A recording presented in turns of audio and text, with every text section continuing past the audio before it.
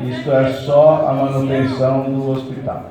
Bom, hoje o Estado tem colocado aquilo que lhe é atribuído na lei para financiar esta rede de hospitais, que eu disse são 101 hospitais. Na verdade, temos 60 ambulatórios médicos de especialidades espalhados pelo Estado, inclusive aqui na região metropolitana, e toda uma rede de outros serviços que são oferecidos aqui pela população. Então, esta questão da reabertura é uma questão de natureza política que os governantes ela tem que tomar a decisão de fazer. Não cabe a minha decisão técnica de tomar esta decisão. Quem delibera isso são os governantes. Tá bom? Bom, com relação à questão da CPI das organizações sociais, chegou-se a uma série de observações, não só das organizações sociais administradas que têm contrato de gestão com o Estado, mas também com os municípios. Todas aquelas irregularidades que foram apontadas estão sendo objetos de investigação por parte do Ministério Público Estadual. Assim que terminou a CPI, o seu relatório foi encaminhado também para o Ministério Público e para o Tribunal de Contas do Estado, que é o órgão fiscalizador desses contratos de gestão. A questão que foi citado do professor Mário Schaeffer, na verdade o professor Mário Schaeffer foi o professor orientador da tese de doutorado da irmã Monique, que é a irmã que hoje é a diretora técnica da Casa de Saúde de Santa Marcelina, que ela fez uma observação, a tese dela demonstra que 1/4 dos profissionais médicos contratados, ele no primeiro ano ele pede demissão e vai para outros lugares. E alguém fez uma comparação com as organizações sociais. E eu posso dizer com toda tranquilidade que em 1983, a grande dificuldade do Estado era de colocar profissionais nas unidades básicas de saúde da periferia. Não conseguia. Da administração pública, com salário público estadual.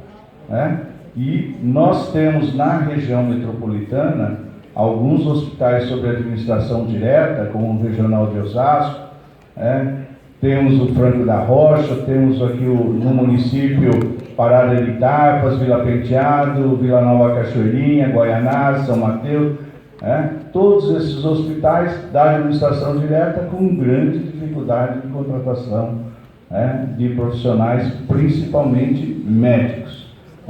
Então, só para fazer uma observação de que não é necessariamente a organização social que precariza a relação de trabalho ou que não consegue ter a manutenção do profissional na rede básica. Há uma contradição, porque ao mesmo tempo em que se coloca que a organização social paga-se melhor, mas por outro lado há também uma observação de que as organizações sociais pagam menos. Muito bem. O Eduardo Fernandes tem toda a razão. 2025, não só 14% da população terá mais do que 60 anos de idade, portanto é urgente que os governantes comecem a se preocupar na organização da assistência a esta população, que tem todas as suas peculiaridades. Nós temos aqui na região da Lapa um ambulatório médico de especialidade específico para idosos, que está administrado por uma organização social, se não me engano, é a SPDM.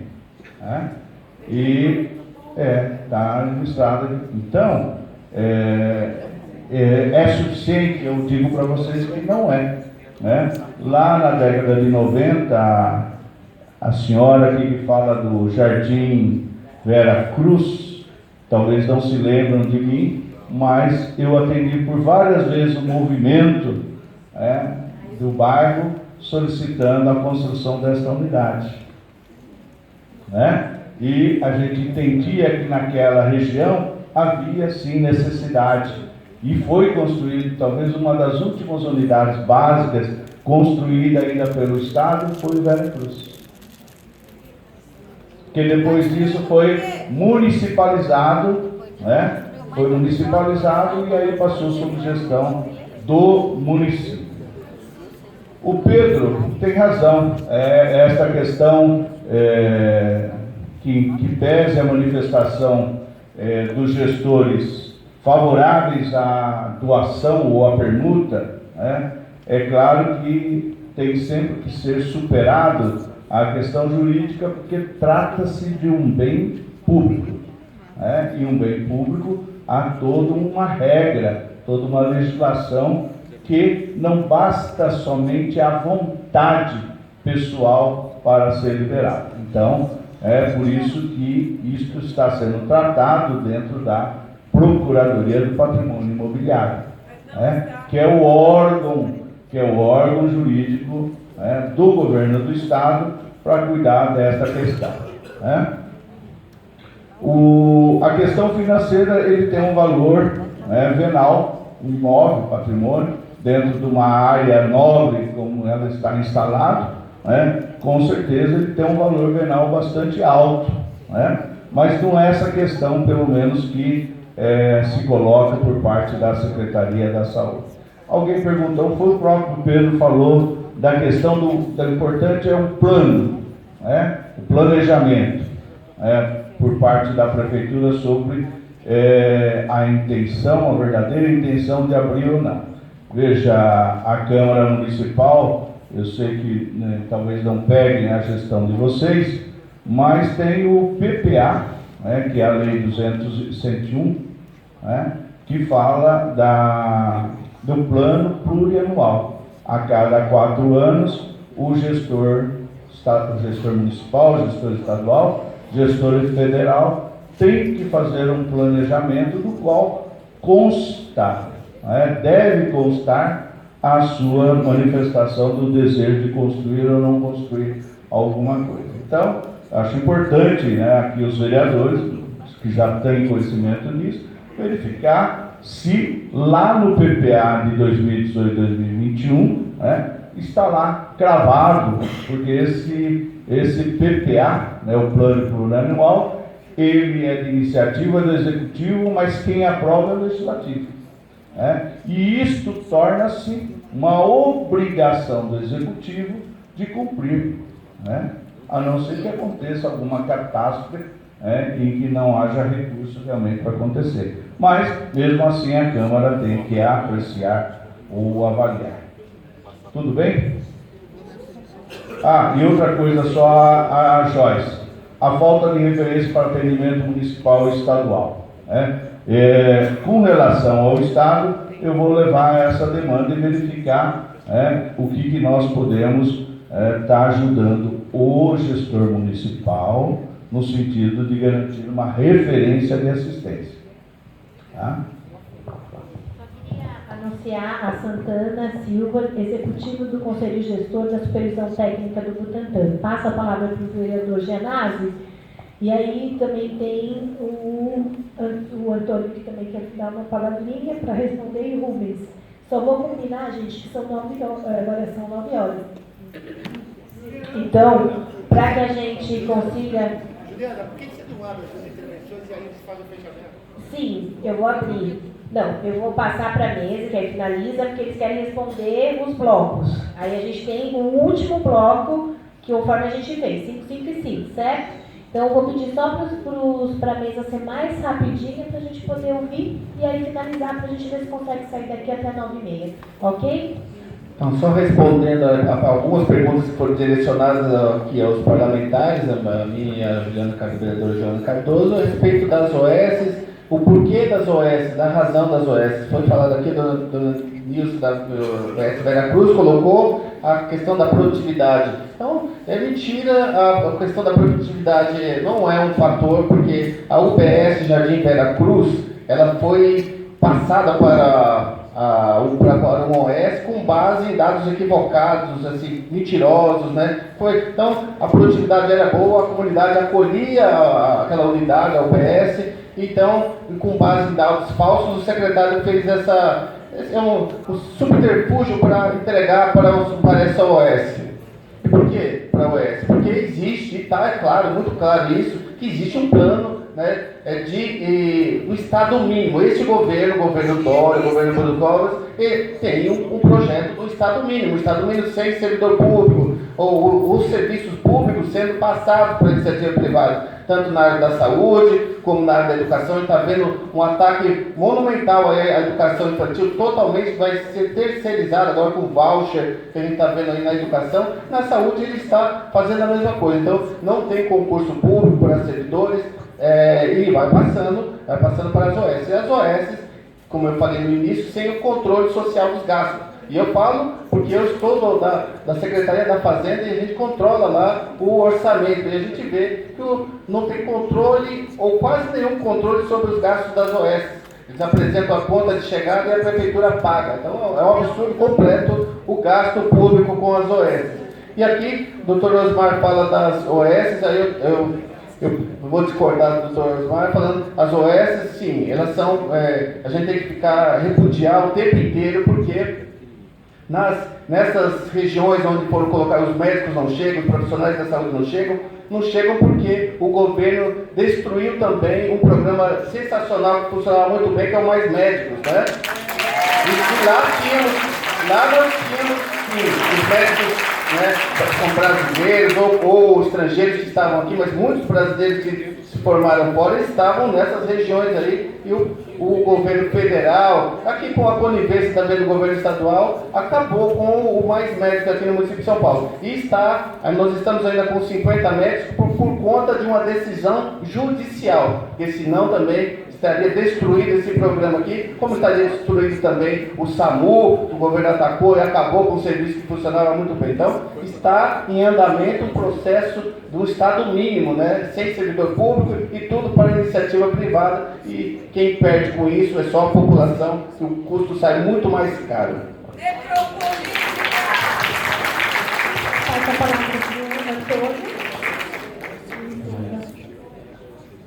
Bom, eu queria saudar a proposta do camarada Mário Balanco de tratar disso como uma questão regional, não é local, nós não estamos fazendo uma luta bairrista, então nós saudamos a ideia de fazer uma Assembleia Popular que reúna todas as unidades da UBS, equipamentos de saúde da Zona Oeste, porque é a população, são os conselheiros gestores que conhecem a realidade. Quem está dentro dos gabinetes, evidentemente, além de não aparecer aqui, não está conhecendo a realidade. Então nós precisamos construir e mostrar para eles, como estamos mostrando hoje, como se faz a luta pela saúde pública. Então, eu queria só citar alguns dados, porque eu quero crer que ninguém aqui acredita em terra plana, né? Então, como eu estou falando de dados, eu não estou falando aqui de algo ideológico. Os dados indicam que 80% dos problemas de saúde são resolvidos em UBS. Por que as UBS estão sendo terceirizadas? Se você terceiriza, o médico, quando você volta, não necessariamente é o mesmo. Você não conhece o profissional e você volta a estaca zero. Eu queria saber que quem paga, quem é rico e paga convênio particular, se fica mudando de médico toda vez que volta do exame. Porque não acontece isso. Quem tem dinheiro para pagar uma consulta de R$500. Para além disso, tem uma pesquisa da Fundação Oswaldo Cruz que comprova que Belo Horizonte e Vitória, que mantiveram a pensão básica de saúde, ou seja, a UBS, na gestão direta das prefeituras, tem 61% melhor de atendimento do que o Rio de Janeiro e de São Paulo. Rio de Janeiro já terceirizou tudo, e São Paulo já foi anunciado pelo Covas, que pelo jeito está acreditando em terra plana, né, porque ele não está acreditando nos dados, ele está anunciando que vai terceirizar todas as unidades até as eleições no ano que vem. Queria entender a quem atende isso. se atende à SPDM e as outras organizações sociais, ou se atende à população que poderia estar sabendo resolvendo seus problemas de saúde. E, fundamentalmente, por último, as OS também são um problema de fiscalização. Eu sou conselheiro e estou vendo vários dos meus colegas conselheiros participativos aqui. A gente tem uma dificuldade imensa de extrair dados da prefeitura. Quando a gente tenta fiscalizar sobre a prefeitura da Lapa, a gente recebe dado fragmentado, dado incompleto, não recebe dado. E qual é o problema quando isso acontece com a saúde? Quando se terceiriza as OS? Os conselhos gestores estão ali para fiscalizar. Se o trabalhador não tem estabilidade no seu trabalho, como que ele vai criticar o chefe se ele pode ser demitido? Como é que a fiscalização que ele deveria estar fazendo, dos 25% que tem de trabalhadores ali, pode ser efetiva se ele fica censurado com medo de ser demitido? É um desmando total. Não tem como fiscalizar se a gente terceiriza e coloca nas mãos dos dirigentes. E quem recebe mais, Osmar, são os dirigentes, porque na base das OS, ninguém está recebendo melhor do que os servidores públicos. Está recebendo menos e com medo de ser demitido.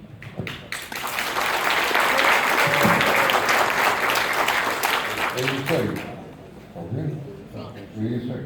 Parabéns. Então, duas questões muito rapidamente aqui.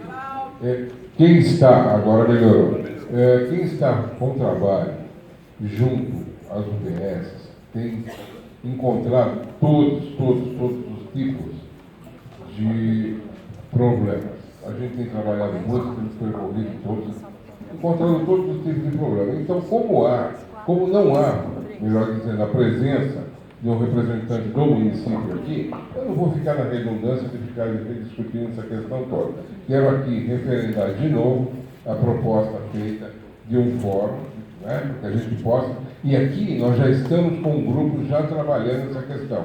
Então, unindo ao Butantan principalmente, a gente vai ter muito mais força. O Butantan é um exemplo para a nossa luta aqui, sempre nos apoiou e tem o nosso apoio também, tá? E eu quero colocar aqui duas perguntinhas muito rápidas que foram feitas pelo pessoal, só para complementar. E aí é no campo municipal não. Se com a atuação a prefeitura continua obrigada a usar o equipamento para a saúde, tá? E a outra questão é assim, qual a devolutiva desta, quanto tempo demora a devolutiva desta audiência pública, tá? E aí acho que no final a gente vai fazer o agradecimento. Eu peço aqui o tempo para a gente fazer isso. Obrigado. Duas perguntas foram dirigidas a mim pelo Mário Bortotto. Uma é se houve algum debate na transferência das unidades para organizações sociais. Isso com os controles, né, com os conselhos gestores e com o próprio Conselho Municipal de Saúde. Nenhum debate, não é? Nós tivemos no Ministério Público recentemente, há várias queixas de conselhos gestores do MP, não é? E nós também aprovamos recentemente uma resolução 008 que trata sobre, inclusive, o contrato do decreto, inclusive a Juliana levantou essa questão, decreto 58.376/2016, que foi uma prorrogação dos contratos de gestão por 20 anos. Foi feito lá no Parelheiros, né, e Capela do Socorro, e nós estamos questionando isso, inclusive, na resolução, além também do controle e da apresentação do debate, né, sobre qualquer transferência nos conselhos gestores e também no Conselho Municipal de Saúde. A gestão simplesmente ignora isso. Nós recentemente pegamos um estudo da 2ª Procuradoria de Contas e ela está recuperando esse debate sobre o papel dos órgãos de controle interno e externo e o papel da participação do controle social em relação a qualquer transferência. Não está nem dizendo que não pode fazer a transferência, mas no mínimo tem que justificar, tem que ver a questão da economicidade, quais são os resultados, quanto gasta e se de verdade há necessidade de fazer essa transferência. Um exemplo clássico desse é da UBS Veracruz, falada pela senhora Nilce, né? Nílcia. A Nílcia tratou disso aqui, uma unidade de 53 trabalhadores, faltando 5 AGPPs, que é a Assistente de Gestão de Políticas Públicas, e a reclamação que, inclusive, o Freitas está aqui da Comissão de Política, acompanhou a reunião com o secretário e a justificativa era que não havia produção. Bom, não tinha nem escriturário para processar essas informações. Como é que você podia registrar a produção? Então são coisas escandalosas em relação a isso. A segunda é em relação a qual é o papel e qual é a posição do Conselho Municipal em relação a isso. Bom, nós fizemos várias conferências. A mais recente foi a 20ª e a que antecedeu a 20ª foi a 19ª. Por unanimidade, não só nas conferências municipais e estaduais e também na Conferência Nacional, essa proposta de terceirização foi rejeitada.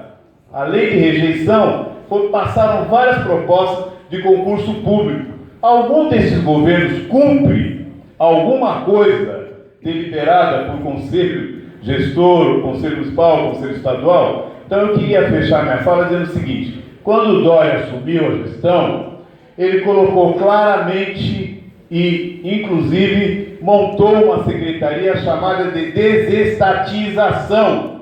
Mais de 50 áreas da prefeitura estão sendo terceirizadas, né? Creches, parques, etc. E com essa posição, eles querem fazer algum concurso público. A fala aqui que me antecedeu, inclusive, do Gianazzi, vai nessa linha. É um programa de governo, é uma reforma de Estado, e não interessa vir discutir com a gente.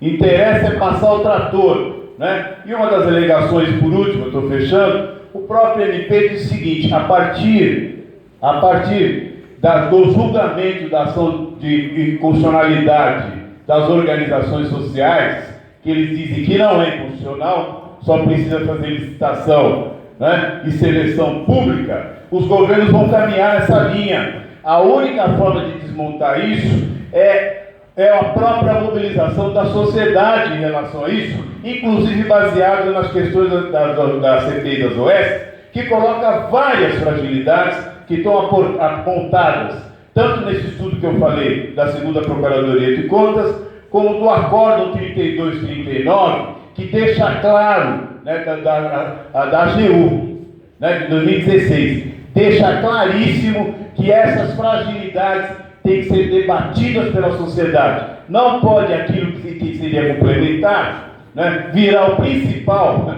e a direta, aquela que tem que dar linha para a gestão, deixar a responsabilidade para terceiros decidir o que vai fazer com a saúde pública brasileira. Obrigado. Bom, turma, 9h12. Eu não tenho problema nenhum de ficar aqui o tempo que for necessário, mas eu também não queria terminar com o plenário vazio. Então, vamos tentar nos organizar para falar aquilo que é necessário, não ser repetitivo, para a gente poder, de fato, finalizar. E eu queria muito fazer os encaminhamentos. Então, eu não vou fazer a minha fala agora e já vou passar para o plenário para poder fazer no final. Então, Francisco Freitas, que é o coordenador adjunto do Conselho Municipal de Saúde, é o próximo, que é o Freitas. Diego Borges, munícipe, que é o próximo. Aqui, Freitas.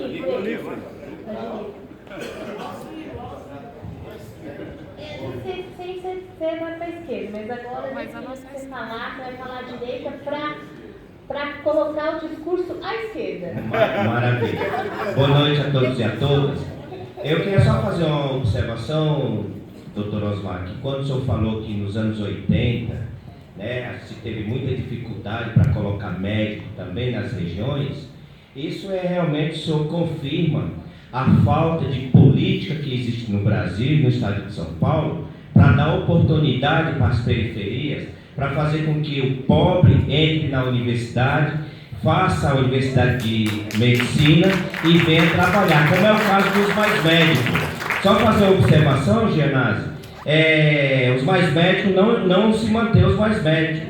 Nós entramos com ação para garantir os 43 médicos, tanto o governo do Bolsonaro quanto aqui a Secretaria Municipal de Saúde estão então sem médico. Acabou.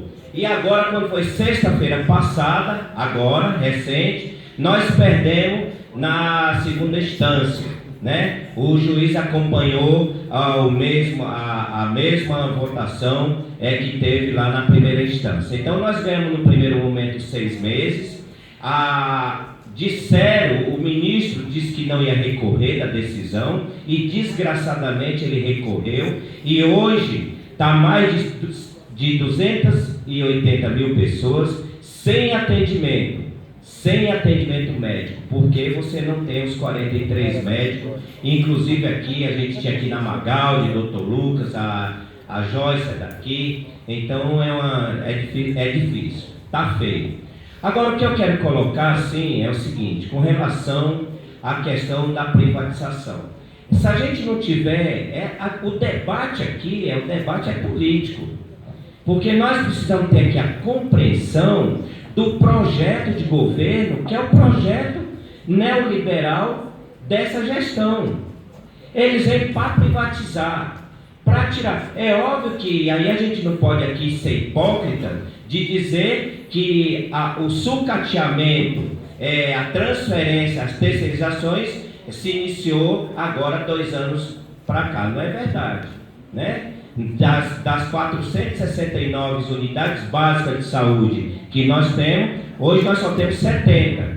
Então quem fez isso? Quem permitiu que se terceirizasse? Agora, eles aqui, essa gestão, eu considero assim uma gestão predadora, porque os caras não querem conversar com o controle social.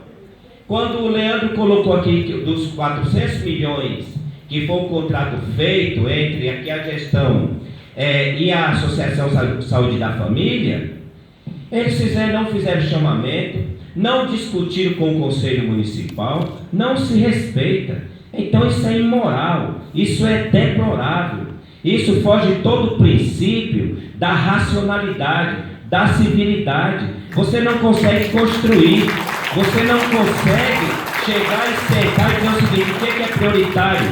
Como é que nós podemos, para finalizar, como é que nós podemos ficar com o hospital nas condições que está a Sorocabana, 8 anos, inoperante, a população sofrendo, o povo pobre, num desespero por saúde? Olha, em nenhum país decente, e eu falo aqui com autoridade, porque sou um peão que viajei o mundo inteiro. Só no país no qual o senhor é descendente, eu fiquei 12 anos e falo a sua língua. Então, se isso acontecesse lá, essa vergonha que acontece aqui, estavam todos na cadeia e já tinham feito harakiri, se matado, porque aqui se rouba da forma mais promíscua, mais imoral, mais deplorável. E eu vou falar, se a gente não se organizar, se a gente não ir para a rua, esse hospital não vai sair. É conversa fiada, conversa para inglês ver. Era isso que eu queria colocar. E o Conselho Municipal de Saúde é solidário e está de pé na luta para a gente resgatar a cidadania. É preciso ter um hospital decente, uma saúde pública decente de qualidade. É isso que nós merecemos. Obrigado. Diego Borges e em seguida Fábio Nassif Pompeia Sem Medo.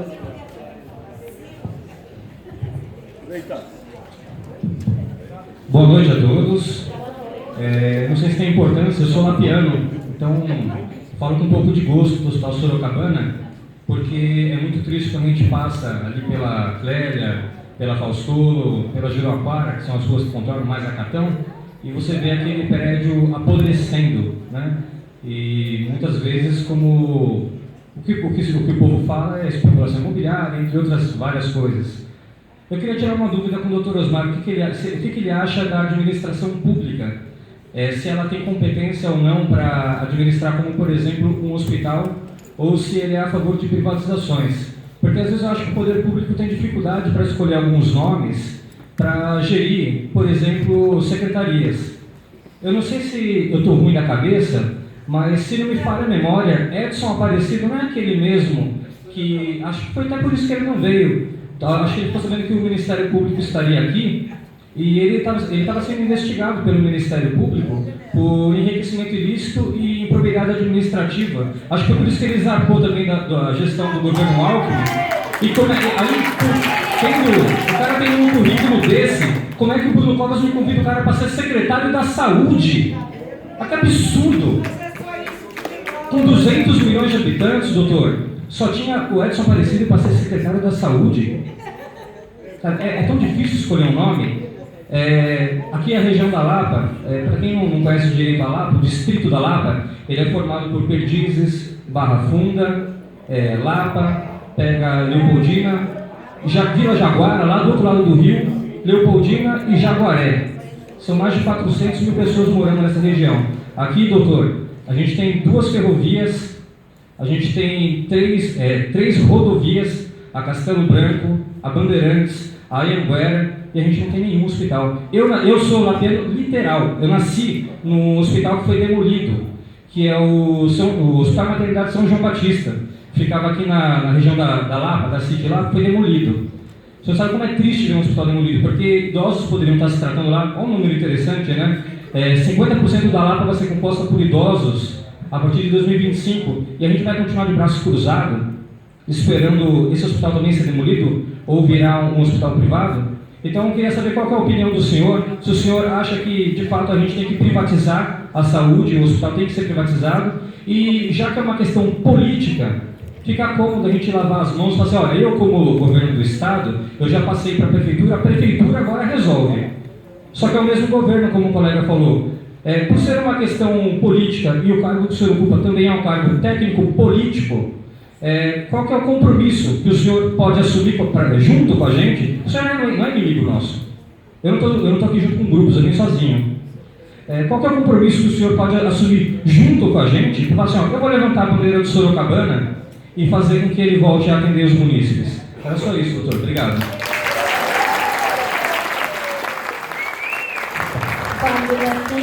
Pompeia Sem Medo, e em seguida é o Elivalder Guimarães, do Sindicato dos Médicos de São Paulo. Boa noite a todas e todos. Boa noite! A gente tem que mostrar que a gente está vivo ainda. Doutor Osmar, eu quero fazer 2 propostas para o senhor. A primeira, eu não sei se o senhor utiliza o SUS ou se tem um plano de saúde, mas a primeira proposta é que o senhor, hoje à noite, quando encostar a sua cabeça no travesseiro, reflita sobre a quantidade de pessoas que deixaram de ser atendidas porque o Hospital Sorocabana está fechado, incluindo senhores e senhoras, mães grávidas, futuras mães grávidas, mulheres grávidas, crianças e uma série de pessoas, uma série. Talvez aí